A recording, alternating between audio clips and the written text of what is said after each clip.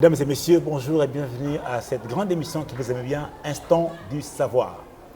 À la présentation, c'est votre humble serviteur, M. Londolé, qui reçoit pour vous le pasteur Isaac Nyakui autour d'un thème très important.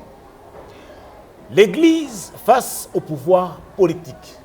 Voilà le sujet autour de Beta du Solo, le pasteur Nabiso Isaac Nyakui. Bonjour, pasteur. Bonjour, M. Londolé. Comment vous allez sengo ya kwa mbesu na plateau Nabiso ya Aruteli, voici l'homme.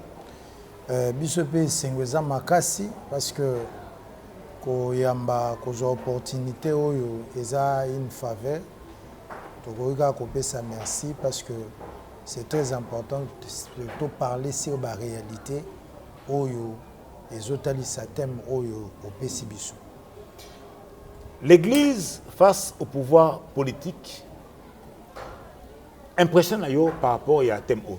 Oui, le thème ezotalisa biso une réalité oyo dans la vie pratique est un peu ignoré, est un peu négligé, mais l'Église face au pouvoir politique est une réalité toujours vivre chaque jour, négligence na yango, oubli na yango, yango ezali destruction à la société. Donc impression nanga est vraiment un thème thématique très important oyo esengeli vraiment otolobela na tinda na yango. Est-ce qu'un chrétien, soit l'Église, ezali malamu à s'ingérer dans la politique? Oui, l'Église est liée à la politique. Dans quel sens? Parce que bateau basé la politique, c'est le peuple de Dieu. C'est-à-dire, tokolo baté que politique est pour Satan et Église est pour Nzambe. C'est-à-dire, ceux qui Église est na mokili, et ça pour que épesa na politique sens parce que en soi tant que la église ezani église ezali sanga ya batoyo babimi na ba système ya mokili pe bandimeli nzambe c'est-à-dire bandimi batambola selon ba instruction selon liloba ya nzambe yango nde tobengaka église. Donc tant que église, un chrétien il a ces droits là de connaître la politique, de faire la politique, ce que eza vocation na ye, ou de ne pas le faire, à faire autre chose, ce que eza vocation na été. Donc, la vie politique, ils ont concerné peu les chrétiens. Alors, en tant que Congolais, en tant que Moussal Nzambépé, tant que la politique congolaise, classe politique Nabiso, lecture ni yosal, banda 60 kilo. Quant à la classe politique Nabiso, moi je dirais que jusqu'à aujourd'hui, notre classe politique, ils ont souffert na bateau basé na vocation, il y a politique et il y a Congo. C'est-à-dire, la plupart, il y a bateau basé la politique, ils le font parce qu'il y a la crise, parce qu'il n'y a pas du boulot, il n'y a pas du travail, mais qu'on ça la politique dans le sens que ils ont vocation pour que na même un développement, un changement au monde que la plupart de nos politiciens basé na eloko wanate. Donc ce qui manque à nos politiciens, c'est la vocation. Alors, s'il faut que ça cote, moi, comme politicien à Bissau, on peut ça cote à peu près 20, à peu près combien? Bon, ceux qui copient sa cote, on est trop dire parce que chacun aura sa manière de juger. Mais personnellement, ce que moi j'ai dit, nos politiciens ne répondent pas. C'est-à-dire, tant Tobi ne répondent pas aux critères, c'est-à-dire tout ça, en dessous, il y a 50%. En dessous, 50%. Alors, révérend, aux alliés, moi, dans Mboka, les loyaux, tout le monde a Mboka, na tendance. Na ba pasteur, surtout ba pasteur, pour le gros amsal, nous avons tout abordé plus le secteur ba pasteur. Tout le monde a que les loyaux, na Mboka, na biso, il y a comme 2 camps. Bon, toujours à 3 camps. Les gens ba pasteur, bazali neutre, les gens moussou bazali na ngambu y opposition, moussou bazali na ngambu y pouvoir. Parce que yo en tant que Moussal Nzambé, église, il faut être au milieu du village, il faut être à côté ba faible. Voilà, c'est ce que nous devons d'abord poser comme base. Okay. Pour ce qui te poser base et permettre de s'en sortir bien dans les Cambo. Base ya liboso, l'église a un rôle, pouvoir politique peut a un rôle jouer. Maintenant, sur le terrain, qu'est-ce qui se passe? Ce qu'on a l'église, rôle dans l'église, elle a des porteurs ou un porteuse, il y a peur. Donc c'est-à-dire église a une mission comme ma kimia na mokili. Église a une mission comme ma batu na sali ton lo église a une mission comme ma batu na sali, c'est-à-dire comme ma batu na lolenge ya bonzambe. On zambe a sali mokili, il a voulu que batu ba vivre na kimia pe batu ba vivre ensemble. Yango komona que la loi pour nous les chrétiens, la loi qui prime c'est aimer Dieu et aimer ton prochain. C'est-à-dire, base ya kosambela ezali sur l'amour de Dieu et sur l'amour du prochain. C'est-à-dire, moto oyo azo prétendre que aza église, aza mosali na Nzambe, partout où il est, il a la mission ya komema kimia pe kosangisa bato. C'est-à-dire, ceux qui église ou bien moto abengi mwana na Nzambe, abengi mosali na Nzambe, azo prétendre que aza ko s'approcher na politique, il doit d'abord avoir cette identité-là. Ce qui identité en est c'est-à-dire il y a des points d'interrogation, c'est ce qu'il est en train de faire. Deuxièmement, l'Église a la mission de connaître ce que Dieu veut pour la cité ou pour le pays où il est établi. Parce que Nzambe, ce qu'on dans la Bible lobi, na tchebino na mboka songolo bobonde la pona yango. Parce qu'en priant, Dieu va nous révéler le mystère caché à Mboka. Okay. C'est-à-dire, moto ou azana mboka, moto aza église, moto aza chrétien, aza mosali na Nzambe, il a la mission, il a le devoir de prier le Seigneur pour qu'il a connaître Nzambe. Secret en mboka ou pour qu'il ait développé eza nini. Ce qui toujours déjà ba base wana to positionner déjà position église, c'est-à-dire église ezali na vocation ya porteur ya paix, pe porteur ya kosangisa bato katikati na mokili. Et deuxième élément, l'église a la mission ya kosambela Nzambe pour que ayeba mystère ya mboka o Nzambe chebiso eza nini. Alors, la politique, parce que la politique, c'est quoi? Ce sont ceux-là qui ont reçu le pouvoir légitime. Conférer un pouvoir et une autorité, il y a qu'à gérer cité, il y a qu'à gérer population. C'est-à-dire, bango pour que gérer la population malam, dans l'obligation, il y a qu'à yeba, banani oyo spirituellement, na mandat, il y a kolobanati na mboka, il y a kobonde la nati na mboka. Sinon, vous allez vous référer aux féticheurs, vous allez vous référer à bateau, baza na mandaté, baza ba courager na makambu ya Nzambe. Vous comprenez? Courager. Mutaza na courage parce que ateyaka alobaka bien, tu te confies à lui et cette personne-là, qu'est-ce qu'il va faire? Il va entraîner la population maintenant dans les chaos. Justement, il va entraîner maintenant les politiciens dans les chaos. Parce que tu constates les lois dans l'entourage des politiciens, nous avons des hommes de Dieu. Bazawana. Mais constat c'est que la population va souffrir davantage et puis les politiciens vont s'enrichir, la population va souffrir, va s'enrichir au jour le jour. Parce que je me demande, basal Nzambe wana rôle na bango za nini? Yo en tant que musal Nzambe, ko bisa bango ni bandeko bazwa ngolo ko approcher ba autorité, bazaka singa comme ba conseiller bango, ba conseiller spirituel, ba conseiller ya modèle belé. Mais ce que tango bango basa wana on ne sont pas apport na bango na kata na musala. Na ko lo banini par rapport à Kambouan. C'est ça maintenant le grand problème. Grand problème autozan ngo ezanini. C'est que les hommes de Dieu ils perdent leur mission, leur vocation. Dans quel sens? Parce qu'en s'approchant des politiciens, au lieu de la basali na Nzambe, ba okoma plus ba coopérant.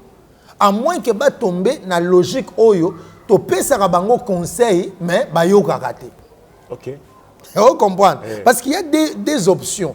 Il y a la première option, c'est quoi? On donne les conseils, mais ba yo karaté. Donc si on pesa un conseil, ba yo karaté, donc c'est que tu dois te retirer.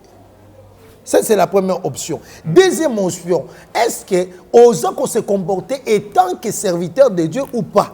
Parce que si osons qu'on se comporter comme le Moussa Nzambe, il y a l'obligation, je dis bien l'obligation, d'imprimer les valeurs de Dieu là où toi tu travailles. C'est-à-dire, tu vas sentir que, oh, il y a Moussa Nzambe. Oh, il y a lobby sur mon conzato, si tu es à se retirer. Ok. Osons comprendre.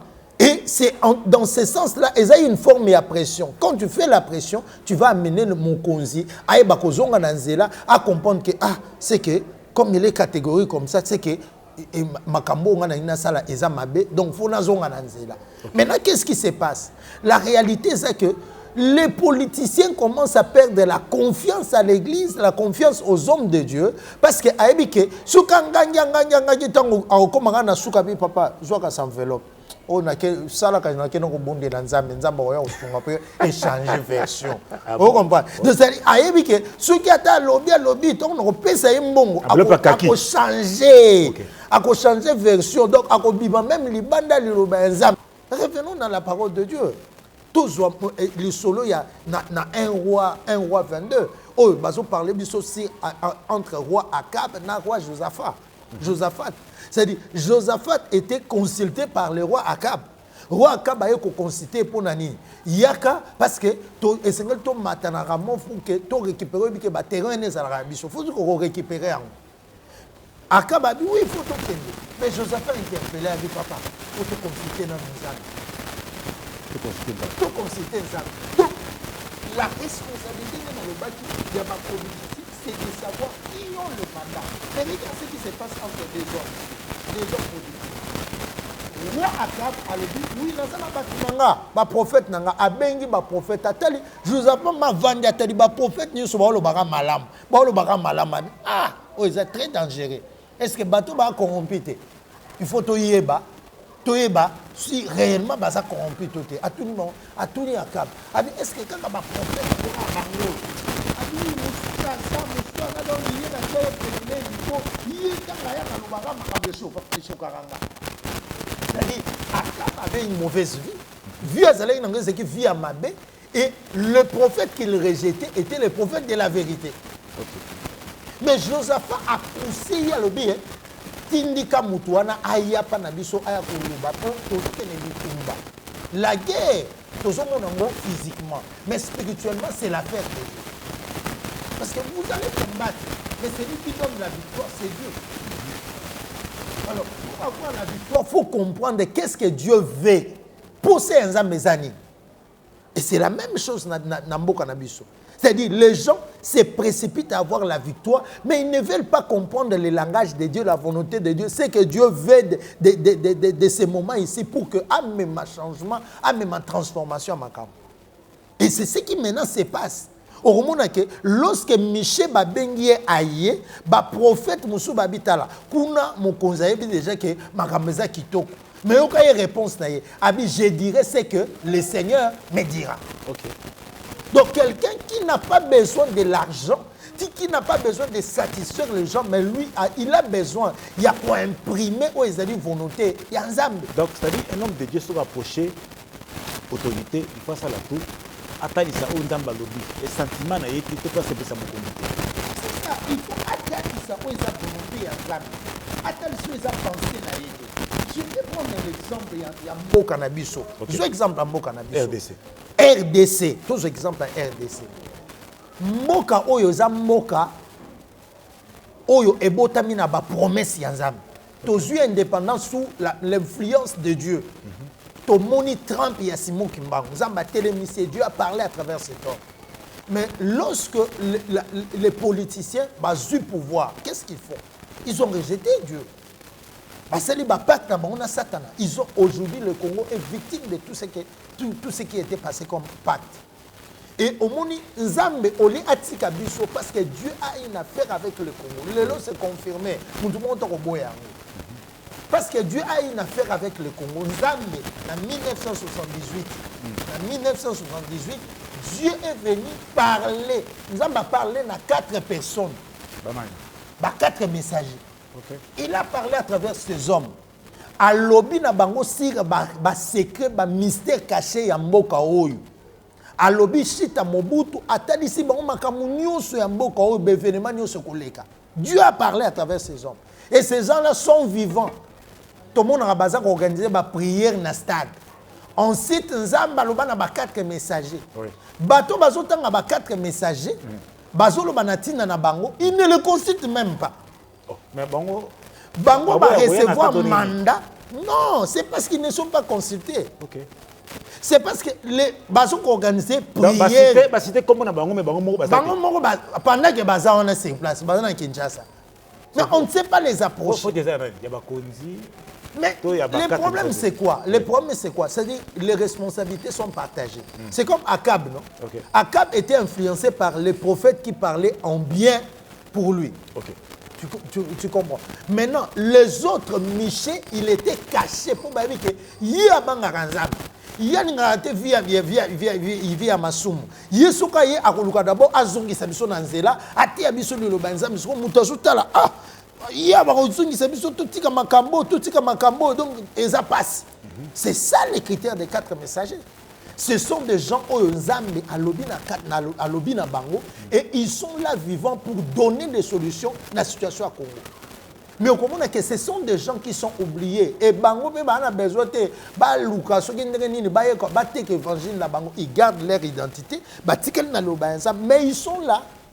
Aux unités, parmi bateaux, action et belé à l'époque, il y a Nata Mobutu, Nata Kabila, Asali Baksio et belé les musées apôtre Dani. Au monde, Asali Baksio et belé na poto. Dans Londres. Action, ça parlait de quoi? Sur le Congo, sur le réveil du Congo, sur la délivrance du Congo, tout ça. Il a fait ça, mais aujourd'hui, il est nié, il est oublié. Ma preuve est ça. Donc il y a des preuves, il y a beaucoup des événements qui se sont produits. En Europe, apôtre Daniel Moussoumou, c'est-à-dire, les 4 messagers sont là. Oh, ils ont un mandat. Ce qui te dit, message à Simon Kimbango n'est plus là. Mais oh, qui voient un Nzambe bango plus de 4 heures du temps. Azo lobela bango bolingé, aninga bandeko lobela Moïse. Ils ont écouté la voix du Seigneur. C'est-à-dire, ils ont là que ça trempe, il y a grâce, il y a révélation, il y a mapamboli, il y a Nzambe oizana mboka oyo. Mais qui prend soin de ça? Qui les soutient? Qui les accompagne? C'est-à-dire, le pays veut être dirigé pendant que c'est un pays qui a des promesses, mais il va diriger là tout autre pays. Mais c'est ce que nous sommes en train de récolter. Tout le monde aura échec dans l'échec. L'Église face au pouvoir politique, c'est les thèmes que nous exploitons avec le pasteur Isaac Nyakui. Vous avez vu c'est un monsieur qui parle bien, mais il y a des décortiques, il y a des sujets. Pasteur, c'est ça malam. Mais est-ce qu'un chrétien, soit un chrétien, soit un ministre de Dieu, peut aussi faire la politique? Est-ce que ça les sous-monter? La politique, c'est la gestion de la cité. C'est quelque chose de très capital. Quand on dit gestion de la cité, peut-être les gens voient la politique dans le sens où on a Congo, tendance. Mais la politique commence d'abord chez toi à la maison. Je suis en train d'arriver dans ce ministre, tout ça, député, sénateur. Mais c'est ça le mal. Il y a un Congo, gestion de la cité en soi, et ça négligé ma casse. Parce que la gestion de la cité, une bonne gestion de la cité, pouvoir public et politique, et zo banano na ba quartier, na ba veni. Chef du quartier, on a un salaire, il ne sait même pas prendre soin. Il y a un sous-développement, parce que si on pensait que la gestion de la politique commence par rapport à l'avenir, à la parcelle, nous devons prendre soin d'abord avant d'abîmer la cité. Mais tellement qu'ici, il y a une mauvaise conception des choses. On a un grand poste. On a une vision, il y a quartier, il y a vérité, mais on pense que nous avons un président, nous avons un ministre, nous avons un PDG. Mais le jour où on a un PDG, qu'est-ce qu'il va faire? La première des choses, c'est qu'il va faire, c'est quitter notre quartier avant d'aller. À venir avant à Longwango, alors il faut que vous soyez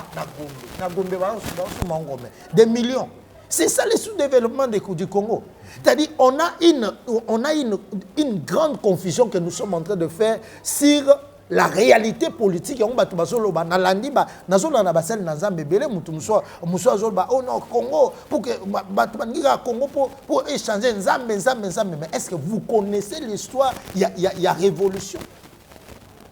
C'est-à-dire, le grand problème, c'est d'avoir l'essence propre de gérer sa famille, de gérer. Donc, quand on dit la cité commence d'abord par la famille, l'avenir, les quartiers. Comment tu gères ton environnement, tes relations avec les autres, pour qu'on prétende qu'on dirige.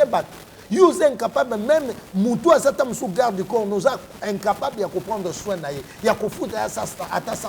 Mais tu prétends devenir ministre, devenir député pour gagner un bon répondre. Non, il n'y a pas de question en matière. Oui. Chrétien, ministre, c'est pour dire, je voulais d'abord définir ça pour que nous fassions comprendre que nous avons une confusion sur ce que nous appelons politique ou politicien. Un chrétien peut devenir un politicien sans problème. Ce n'est pas un poste qui est réservé parce que nous le faisons déjà. Nous le faisons déjà tant au côté de la fonction publique. C'est déjà la gestion de la cité. Tout ce que nous touchons, bien public, quand tu gères ça, c'est déjà la gestion de la cité, c'est déjà la politique. Okay. C'est-à-dire, les gens ont une confusion. C'est pour dire qu'un chrétien peut faire la politique, mais en faisant la politique, il doit savoir que j'ai une mission, j'ai un mandat d'apporter les empreintes de Dieu na musala place na zo sala na mema sérieux na mema respect na mema bonzambe de sorte que batu oyo bayebi nzambe te à travers nga bayeba nzambe. Na sali ba recherche na ngai na découvrir que il y a un pasteur sud-américain, le pasteur Maurice Serlo, qui a dit en 1985 que l'avenir de la RDC dépend soit et entre les mains des chrétiens. Votre jugement par rapport au message là? Le message là est juste une confirmation de ce que Dieu a parlé à Simon Kimbam, de ce que Dieu a parlé aux 4 messagers. C'est ça la réalité du Congo. Sinon, le Congo allait être déjà balkanisé depuis longtemps. On se souvient que avant l'indépendance, oui. Depuis 1885, au Bassali Conférence de Berlin, la décision de la balkanisation du Congo était déjà prise. Mais Nzambe n'a jamais permis ça parce que Dieu est au contrôle de ces pays. C'est-à-dire, la promesse là, c'est une promesse qui est réelle. Au moment où le Congolais a un sens. Des fois, on a des problèmes entre nous quand nous sommes ici, mais quand nous sortons en dehors du pays, tu vas voir que les Congolais sont ensemble, les Congolais sont unis. Donc le grand problème qui nous divise ici, c'est le problème de la crise. Mais la promesse de Dieu est là, parce que les lois sont aujourd'hui, message à 4 messages comme on a que Nzambe, alors qui avant à kokisa makambo ya loba na Congo, avant il a soit contrôle ya Congo, parce qu'il a dit il prendra le contrôle du Congo. Mais avant soit contrôle ya Congo, il a dit ce qui va se passer, il y aura le bouleversement, il y aura beaucoup de cas de mort, mais nous soit là et ça pour que le peuple congolais a zongé l'ensemble. Le peuple congolais a tourné le regard et pas au Seigneur. Que le peuple congolais a atteint les sous politique, a atteint les sous batouté, mais le peuple congolais a tourné le regard vers le Seigneur parce que ce Dieu a un projet merveilleux pour ce pays. Il s'appelle le pasteur Isaac Nyakui. Nous parlons d'un thème très important. L'Église face au pouvoir politique. Révérend, les loyaux, ce qui se passe. Le Congo est allé sous complot international. On a constaté qu'il y a la trahison, la haute trahison, c'est-à-dire que le moins est belé. La politique, l'armée, la police, et ainsi de suite, même la population. Est-ce qu'il n'y a pas un message, un ainsi dit l'Éternel, par rapport à Tangoyo? Les peuples congolais se posent la question, ils s'interrogent par rapport à ce sort et vous allez est-ce qu'il n'y a pas un ainsi dit? Dieu n'a pas dit quelque chose par rapport à un moment où il est traversé. Peuple congolais. Nous n'avons pas une lutte seulement contre nos voisins qui ont attaqué Bisso, qui ont agressé Bisso. Mais il y a un problème sérieux qui se passe, c'est un problème spirituel. Le problème spirituel, pourquoi? Parce que le Congo, c'est un pays où il y a une promesse, il y a réveil à temps de la fin. Réveil à temps de la fin, ils ont touché directement le diable. Satan a aïebi que le Congo a cette mission. Et par rapport à cette mission, le diable travaille, la politique travaille, les sociétés travaillent tout pour que nous soyons bateau bazo tchama bazala sous bazo contrôle ya ba institution, contrôle ya ba société, bango nyo bazala sous son influence. Et sous son influence, azoninga que Congo oli est à la capitale ya promesse ya nzambe ndenge nzambe alobi ya rêver, mais azoninga que Congo est à la capitale ya makila, capitale ya ambiance, capitale ya mabe. Alors pour ces nzambe zani, Dieu a parlé à Simon Kimba, il a parlé aux 4 messagers, avec que avant que makambo et ça la ma passe koya makasi ono bino bokonetrate, il y aura des bouleversements. Et pendant ces temps, Dieu nous appelle à retourner auprès de lui. Donc, le peuple congolais a zongé la Nzambe, a tourné le regard vers le Seigneur. Les manifestations, on ne peut pas interdire ça parce que manifester, il faut l'oba. Mouto Azana passe, il faut crier secours. Donc c'est-à-dire manifester, c'est quelque chose que l'Église ne peut pas interdire. Mais notre souci est que le peuple congolais doit revenir à Dieu. Revenir à Dieu veut dire quoi? Le peuple congolais bima na distraction, bima na milangwa, bima na kindumba, bima peuple congolais suka zumbongo. Au lieu ça la société congolaise à ça la rabat.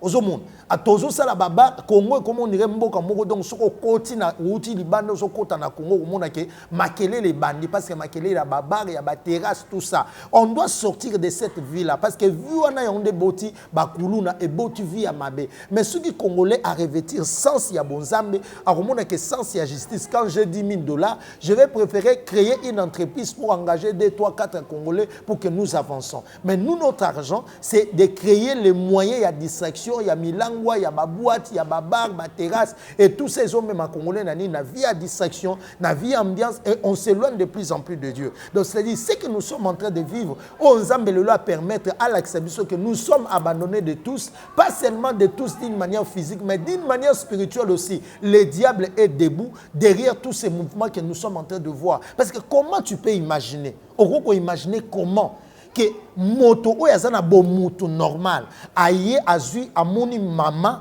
abomi mama amoni ena bana mike mibale atiki na bana mike des images circulent nous sommes en train de voir ça comment vous pouvez vous imaginer quelqu'un qui est normal oyo même si naza na besoin ya mbongo que gouverneur dit boya to négocier comme ça to pesa bino marché ezala ya moy et non ya makila pour que de toute population na biso mais bateau baza toujours animé l'esprit wana or selon ma promesse ya Nzambe Nzambe baki avant asala na Congo mabanga même ba pierre précieuse e bunga na jardin de Dieu et quoi apparaître na Congo c'est ce que nous sommes en train de voir c'est-à-dire les promesses de Dieu sont en train de s'accomplir donc c'est le temps pour nous tout élément tozongela Nzambe tout élément tout tika nos distractions tout tika nos vie ya loyenge tout mona Nzambe Nzambe o ya Congo yo pesa biso bozio o yo o loba na nzela ba simuki mbango ya ba 4 messagers et ozo confirmer ngo lelo à travers beaucoup de serviteurs de Dieu yaka na kat na biso yako visiter biso bikisa biso Nzambe oyo